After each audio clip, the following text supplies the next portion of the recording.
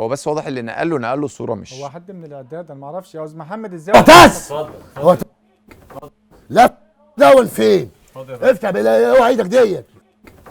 طب افتح الباب ده بدل ما اكسر. اهلا وسهلا. اتفضل. هو فين الاخ معتز؟ هو بيهرج؟ ايه يا بيه؟ ده تهريج. كلامي واضح. انا اتخضيت والله. اقول يا كابتن مصر، انا كل ده بتكلم على اساس سياده المستشار والله. طبعا معتز جميل ومن ابناء النادي خلاص، وشرب المقلب ولا ايه؟ انت ازاي بتقلد الصوت؟ لا بنوع كابتن اسمه دخول مفاجئ.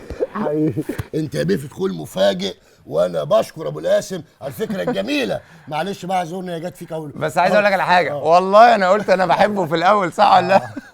حبيبي يا كابتن حبيبي وشرف ليا. انا اسف انما انت عارف ما اقدرش. بالتوفيق دايما حبيبي. كابتن ابو القاسم حبيبي منور وكل سنه وانت طيب. طيب يا علاء حبيبي سامحني بقى. لا يا حبيبي ولا ماشي يا بيه. اهم حاجه الناس تبقى مبسوطه. يلا سلام عليكم. سلام عليكم. شكرا يا كابتن معتز.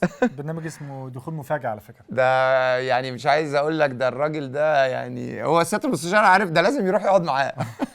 اشوفكم ان شاء الله الحلقه الجايه مع نجم جديد ان شاء الله ودخول مفاجئ. كل سنه وانتم طيبين.